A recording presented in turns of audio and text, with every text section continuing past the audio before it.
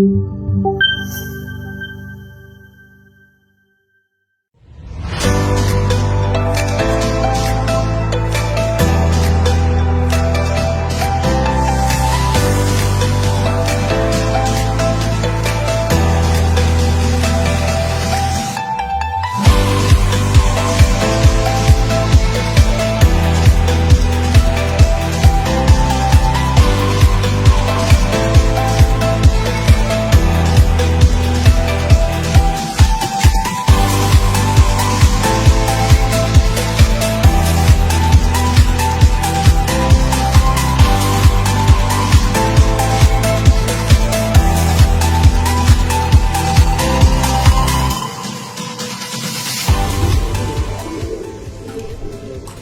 کوردینە، ئەی مەردینە، با دەست لەناو دەستکەین هەموو، بۆ بەرزێتی خاکی وەتەن، بۆ یەکێتی بچین هەموو، کوردین هەموو.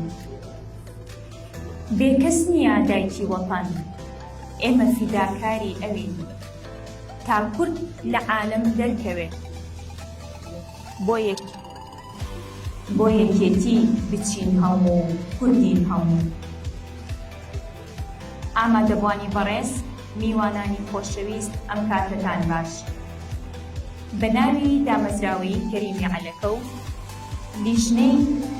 لیژنەی ئامادەکاری ئەم مەراسیمەوە زۆر بەگەرمی بە خێراتتان دەکەین. خۆشحاڵین بە هاتنتان و ئامادەبوونتان بۆ مەراسیمی بڵاوکردنەوەی کتێبی بۆنی خاک لە پرسی نەتەوەییدا، کە لە نووسینی نووسەر و لێکۆڵەر فواد محەممەد ئەمین سەراجان.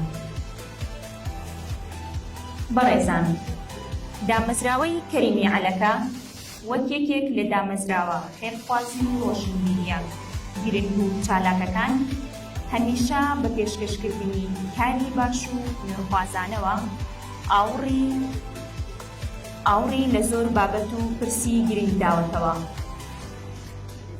لەو چوارچێوەیەشدا بابەتی گرنگیدان بە ئەدەبیات و لێکۆڵینەوە لە سەرچاوەکانی مێژووەکانی ناو ئەدەبی کوردی و یەکێک بووە لە ئەوەلیاتی کارەکانی هەر بۆ بۆنێشەوە با هەمووان پێویستی وتەی دامەزراوەکە بین، کە لەلایەن بەڕێز شاخەوان سیدیق بەڕێوەبەری دامەزراوەی کەریمی عەلەکەوە پێشکەش دەکرێت. با بفەرمێن. هەمولایەکان بەخێر بێن، سەرسەوی سەرچاو بە ناوی دامەزراوەی کەریمی عەلەکە زۆر بە خێراتتان دەکەین بۆ بڵاوکردنەوەی کتێبی بۆنی خاک لە پرسی نەتەوەییدا. بەڕێزان، بەرەوەی وتارەکەم پێشکەشکەم بە ناوی دامەزراوەی کەریمی عەلەکەوە هاوکەری و هەڵبژێردی بۆ بنەماڵە و کەسبکاری مامۆستای فعالیتپەرستی و ساحەیەکی نوێخوازی جێگەکان مامۆستا جەمال شاهبازگەری بەرەبەدەی وایان بۆ ئەوە دامەزراوەی کەریمی عەلەکە لە باڵناوێکە بۆ بنەماڵەن کەسبکاری مامۆستا جەمالەوە ماڵغاڵیان ئەوە دامەزراوەی کەریمی عەلەکە لەژێر ڕێنمایی بەڕێزی کۆتاوەڕەسۆ ئامادەیمان دەستبەڕیوە ئەگەر بنەماڵەتی ڕازی بن پێچووی گەڕانەوەی هەرمیکی بەزیان بۆ خاکی نیشتیمان لە ئەستۆرگی راحەسەنێکی پێبچێت ئامادەی ئەوەی بە چاوەڕوانی وەڵامی بنەماڵەکەیان. ڕێگام بدەن بە ناوی هەمووتانەوە ئەو داواکاریەکەن کە چەترێک دەبێتن دوودانی پاکی مامۆستا جەمال و هەموو شەویلانی قەڵەم و شەویلانی ڕێگەرزگاری کوردستانی کرد.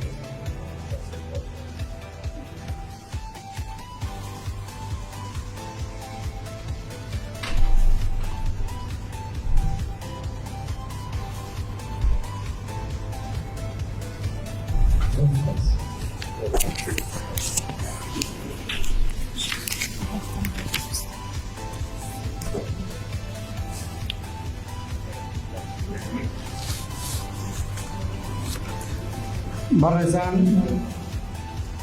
ئێوازانن بە درێژایی مێژوو یەکێ لەو کردارە خێزە و ناشی بینانەی کە مرۆڤ لە ژیانی ئەنجامی داوە مەسەلەی جەنگ بووە. بەڵام جەنگ سەرڕای هەموو ناشرینیەکانی و ماڵکاوی و ماڵوێرانیەکانی ئەگەر بە دیوێکی کەیە بە دیوی ئەدەب و هونەرا سەیریکەین، کۆمەڵێ داهێنانی جوان، کۆمەڵێ هۆکاری جوان بۆ ئینسان بەجێهێڵێ. ئەگەر سەیری کتێبخانەکانی دنیا بکەین زۆر ئەو کتێبە گەورانەی کە جەنگ هۆکاری نووسینیان بووە، یان مۆزەخانەکانی دنیا پڕن لەو تابلۆیانەی کە هۆکاری کێشانیان جەنگ بووە. ئەگەر کتێب بەناوبانگەکەی ئۆریانا ڤالانچی ژیان جەنگە و هیچی تر، یان شەڕ و ئاشتەکەی تۆڵستۆی، یاخود جەنگ هیچ ڕوخسارێکی ژنانەی ئۆریانا ئێڤیلانچ وەرگرین، ئەبینین کە هۆکاری نووسینی ئەمانە جەنگ بووە. و تابلۆ بەناوبانگەکەی جەڕنیکای پیکاسۆ یا ئازادی ڕابەرایەتی گەلەکای دیالا کردووە نمونەی ئەو تابلۆ بەناوبانگانەی دنیان کە هۆکارەکانیان جەنگ بووە. مەبەستمە بڵێم جەنگ بە هەموو ناشرینەکانیەوە هۆکارێکە بۆ ئەوەی کە جۆرێ لە ئەدەب، جۆرێ لە نووسین و هونەر بە دوای خۆیان بێنێ کە بە ئەدەبی مەقاومە یا ئەدەبی بەرگری ناوە بێت. ئەگەر سەیری مێژووی ئێمە بکەین لە دوای شەڕی چاڵدێرانەوە لە ساڵانی 1514 کە ئەم ناوچەی ئێمە بەسەر دەوڵەتی عوسمانی و سەفەویە دابەشە بێت، چەند نشینێکی کوردی دروستە بن کە ئەو نشینانە بە هەموو ناکۆکی و شەڕ و ئاژاوی نێوان خۆیانەوە هۆکارن بۆ ئەوەی کە بنەماکانی فەرهەنگ و ئەدەب و زمانی کوردی تیانە گەشە بکە. ئەویش لە ڕێگەی چەند شاعیرێکەوە کە ئەتوانین لەوانە ناوی مەلای بانێ و مەلای جەزیری و ئەحمەدی خانی و عەلی هەریری وەکو نمونەیەک بێنینەوە کە خۆتان نەزانن مەموزینەکەی ئەحمەدی خانی یەکێکە لە سەرچاوە زۆر گرنگەکان کە تایە تەکیدی لە پێناسەی هەوێی کوردی ئەکاتەوە. ئەوان ئێمە بە پێیەوەی کە زۆر داگیرکراوین، زۆر ماڵوێرانیمان بینیوە و لە هەر میلەتێکیشە شەڕ و ماڵوێرانی زۆر بوو لەو میلەتەیە جۆرێک لە ئەدەبی بەرگری و مەقاومە زۆر سەرهەڵەیە. لە دوای سەدەی هەژدەشەوە کە کەریمخانی زەن لە ناوچەی ئێران دەسەڵات ئەگرێتە دەست، ئیتر هەندێک لە شانامە نووسەکان دەرەکەون، لەوانەش ئەڵماسخانی کەپووری یا خانای قوبادی کە دیسانەوە لەوێ تەکید لە هەوی ناسنامەی زمانی کوردیەکەنەوە کە ڕەنگە شعرە بەناوبانگەکەی خانای قوبادی کە فەرمێ جەلای عاقڵان ساحب عەقڵ و دین، دانا بزرگان کوردستان زەمین، ڕاستەنمەوە چەند فارسی شەکەرن، کوردی جە فارسی دڵشیرین تەرەکە. ئەمە یەکێکە لە تەکیدکردنەوەی ئەوەی کە ئێمە ئەدەبی بەرگری و ئەدەبی مەقاومەمان هەر لە سەرەتاکانەوە بۆ تەکیدکردنەوە لە ناسنامەی نەتەوەی خۆمان بووە. لە دوای سەدەی بیستیشەوە بە هاتنی زێوەر و دواتر بێکەس و دواتر بەختیار زێوەر و پیرەمێرد و ئیبراهیم ئەحمەد و هێمن و ئەحمەد دەردی و کاکەی فەلاح و هەتا دوایی تا ئاگاتە شێرکۆ ئەدەبی بەرگری و ئەدەبی مەقاومەی ئێمە قۆناغ لە دوای قۆناغ ئەچێتە پێشەوە. ڕەنگە شیعرە بەناوبانگەکەی ئەی کوردینە ئەی مەردینە با دەست لە ناو دەستکەین هەموو ئەوەی زێوەر یەکێک لە نمونە جوانەکان بێ، چەند شیرینە لامدار و بەردی وەتەنم بە فیدایەکەم سەر و جان و بەدەنم شیعرە بەناوبانگەکەی بەختیار زێوەر یەکێکە لەو نمونانە بێ، خوایەوە پەناواکەی بێکەس دیسانەوە یەکێکە لەو نمونە زیندوانە بێ، و ئەم ڕۆژیەکەی پیرەمێرد ئەم ڕۆژی ساڵی تازەیە نەورۆزە هاتەوە دیسانەوە یەکێکە لەو نمونە جوانانە بێ. داگیرکەری دڵ پڕلەقین دڕندەی بێویژدان و دین و ناتوانی وا بکەین کورد نەبینەر کوردین وەر کوردەبین دیسانەوە مامۆستا ئیبراهیم ئەحمەد زۆر جوان تاکید لە ئەدەبی بەرگری و مەقاومەی ئێمە ئاکاتەوە. و هێمن لە دواترە بە شیعری گەرچی تووشی ڕەنجەڕۆیی و حەسرەت و دەردم ئەمن قەت لە دەست ئەم چەرخە سوپڵە ناڕز مەردم ئەمن دیسانەوە ئەوەش یەکێکترە لە نمونە جوانەکان و بە دوای شا ئەحمەد دەردی ئازادی خوای کوردی ئێمە شوورەی کۆڵای مەردین ئێمە تاکید لەسەرەوە ناکاتەوە تا ئاگاتە سەر شێرکۆ و عەبدوڵڵا پەشێو تا دوایی. بەڕێزان ئەمە جۆرێک لە ئەدەبیاتە کە بە ئەدەبیاتی مەقاومە بەرگری ناوێت لە ناو مێژوویەمەیە کە ئێمە گەر لە هیچ شتێکە نەمانتوانین شانازی بە خۆمانەوە بکەینەکرێ لەم جۆرە ئەدەبەیە و لەم جۆرە ئەدەبی جەڕانەوە یا شانازی بە خۆمانەوە بکەین کە هەمیشە سرود و شعری نەتەوەیی هاندەر بوو بۆ ئەوەی کە جۆرێ لە مەقاومە بەرگریمان دیابێت. لە پێناو ئەم شانازیانەیە بۆ بەرەو پێشکردنی ئەم بابەتە گرنگە ئێمە لە دامەزراوەی کەریمە عەلەکە هەمیشە هەوڵمان داوە کە ئەم شانازێنەتەوەی خۆمان بەرەو پێشەوە بەرین، ئەویش لەسەر چەند ئاستێک.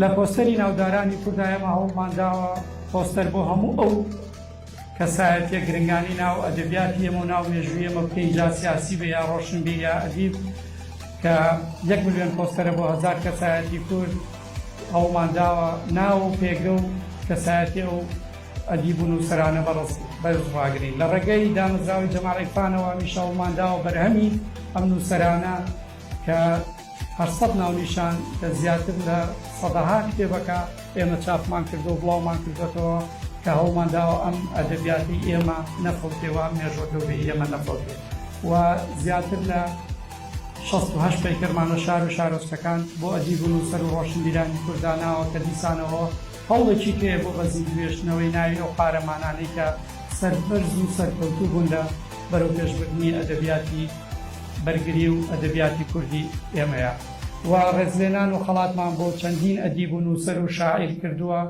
و چەندین کتێبیشمان لەو بوارەیە بڵاو کردوێتەوە کە کتێبی پرسی خاک بۆنی خاک لە پرسیینەتەوەی کە ئەمڕۆ بەردەسی بەڕێستانەکەوەی کشکێ لەو هەوڵانی ئێمە کە هەموو کارانش نابێت لە بیرمان بچێ بەژێر ڕێنمایی زۆر بەڕێز دکتۆر تەها ڕەسوڵ دۆستی ئەدەب و فەرهەنگ و وشەی کوردی ئەم کارانە کراوە. زۆر بەخێر بێن، بە هیوان سوود لە کتێبەکە وەرگرن و چێژ لە قسەی ئەو مامۆستا بەڕێزانەش وەرگرن کە ئەمڕۆ لەسەر کتێبەکە قساکەن. پیرۆزباییش لە مامۆستا فواد دەکەین بۆ کتێبەکەی. دووبارە بەخێر بێن و سەربەرز بن.